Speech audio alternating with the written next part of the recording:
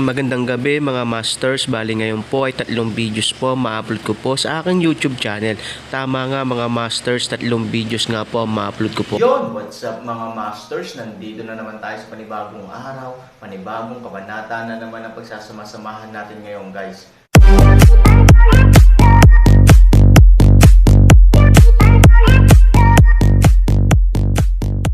Bali mga masters, kung bago ka pa lang po sa aking YouTube channel, please click the subscribe button, lalong-lalo na po yung notification bell guys, para maging connected pa rin tayo sa isa't isa at maging updated kayo sa mga susunod ko pang video.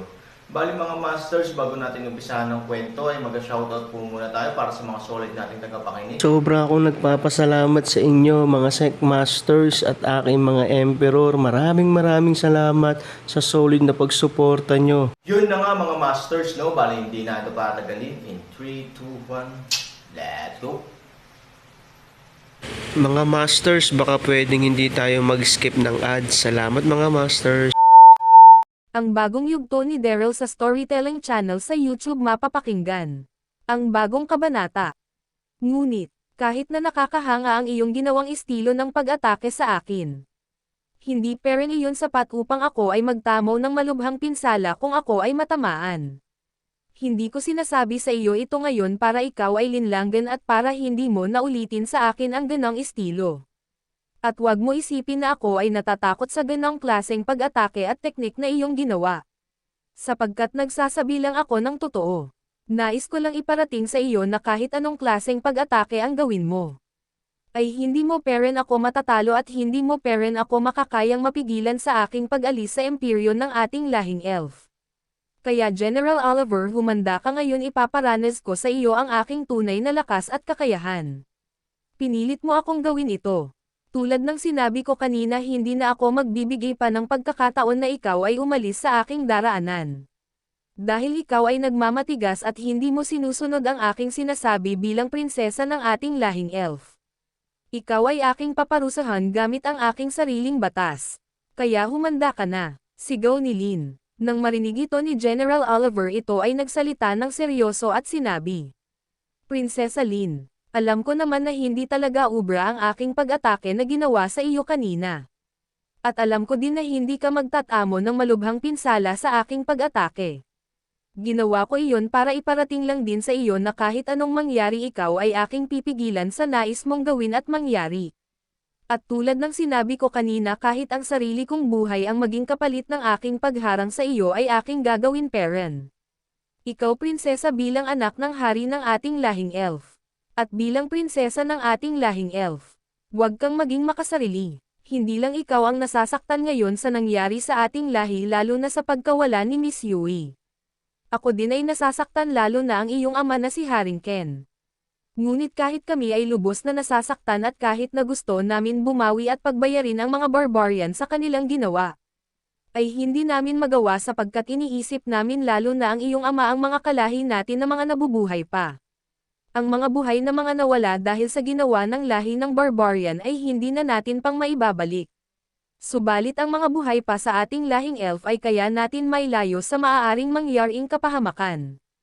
Tuldok. Kung ikaw ay lulusab sa kaharian ng lahi ng barbarian, mas magiging malala pa ang ating sitwasyon. Ipapahamak mo lang ang lahat ng ating mga kalahi, lalo na ang iyong sarili. Bilang anak ni Haring Ken, hindi mo iniisip ang iyong ama. Hindi ka ba nakakaramdam ng konting awa sa iyong ama? Nung ikaw ay nawala ng matagal at hindi ka namin mahanap sa buong lugar na mayroon sa mundo na ito, ang iyong ama na si Haring Ken ay sobrang nag-aalala sa iyo. Ni halos hindi kumakain si Haring Ken dahil kakaisip kung saan ka maaari matagpuan. Kung ano na ang nangyari sa iyo. Hindi alam ni Haring Ken kung ang nag-iisa niya na lang na anak ay buhay pa sa mga oras na ikaw ay wala. At ngayon na nakabalik ka na, hindi mo ba napansin kung gaano kasaya ang iyong ama nang makita ka niya at nang makabalik ka? Ngayon na may kinahaharap tayong mabigat na sakuna na nangyari sa ating lahing elf, ang hari ay labis na nahihirapan ngayon at nakakaramdam ng lungkot. Subalit nang dahil sa iyong pagbabalik, kahit papaano baka ang nararamdaman ng iyong ama na pagkalungkot at mabigat na pasanin ngayon ay kahit papaano ay nawala. Tapos ngayon, ipapahamak mo ang iyong sarili na hindi mo alam Kung sa pagsalakay mo sa kaharian ng mga barbarian ay makakabalik ka pa ng buhay. Kung may nangyari sa iyo na masama sa lugar ng mga barbarian. Sa tingin mo ba ang iyong ama ay hindi malulungkot ng sobra? At sa tingin mo ba ang iyong ama ay hindi gagantay sa lahi ng barbarian kapag may nangyari sa iyo na hindi maganda? Ipapahamak mo din ang buhay ng iyong ama dahil sa iyong kagustuhan na makaganti sa lahi ng barbarian ng padalos-dalos. Hindi ka na bata pa Prinsesa Lin para maging ganyan pa. Kailangan mo din isipin ang mga nakapaligid sa iyo lalo na ang mga nagmamahal sa iyo tulad ng iyong ama. Oo, wala akong karapatan para sabihin sa iyo ang ganitong mga salita. Dahil isa lamang akong general ng mga kasundaluhan sa ating lahing elf. Subalit, hindi ko hahayaan na mapahamak ang ating lahing elf lalo na ang buhay ng mahal na hari dahil sa isang childish na pagkilos. Nakakahanga nga ang iyong lakas Prinsesa Lin. At nakakahanga ang iyong kakayahan na mabilis mo na papalakas ang iyong spiritual na lakas. Ngunit hindi pa iyon sapat para ikaw ay talaga kahangaan ng sobra. Dahil masyado kang mapusok at hindi nag-iisip ng tama. Ngayon kung nais mo peren umalis, patayin mo muna ako bago mo magawa iyon. Ngunit, hindi magiging madali sa iyo magawa iyon kahit na ikaw ay nagtataglay ng sobrang lakas na spiritual sapagkat ikaw ay mapusok at padalos-dalos. Hindi ka marunong mag-isip kung ano ang mga dapat mong gawin lalo na pagdating sa ganitong sitwasyon. Kaya kahit anong lakas na mayroon ka ay kayang-kaya kang matalo ng hindi kasing lakas mo. Sigaw ni General Oliver. Nang marinig ito ni Lin ito ay labis na nagulat sa sinabi ni General Oliver sa kanya. At si Lin ay hindi nakapagsalita ng ilang segundo. At maya-maya si Lin ay bumalik sa ulirat at sinabi, "Ang dami mong sinasabi General Oliver. Tignan na lang natin kung ang katulad mo na may ganyang klaseng spiritual na tinataglay ay matatalo ako na nagtataglay ng mas malakas na spiritual sa iyo.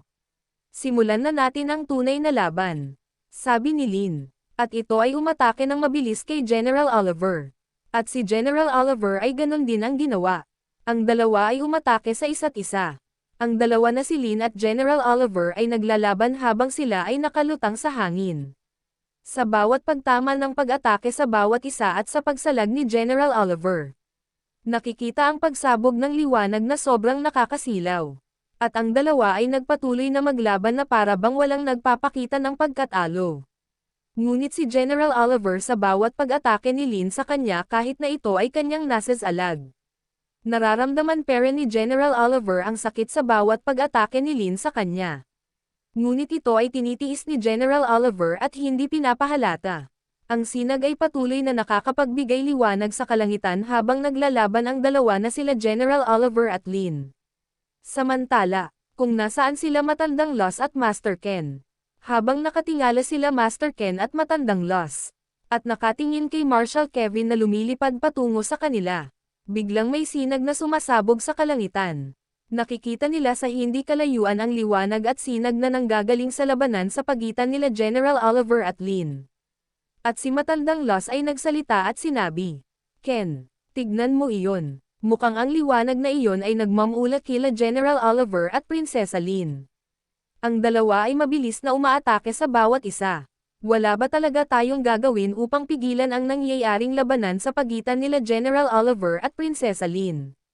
Sabi ni matandang Loss. Nang marinig ito ni Master Ken, ito ay nagsalita at sinabi, "Loss, hindi pa ito ang oras para may gawin tayo. Hayaan muna natin si General Oliver na alisin ang galit sa puso ng aking anak dahil sa nangyari kay Yui.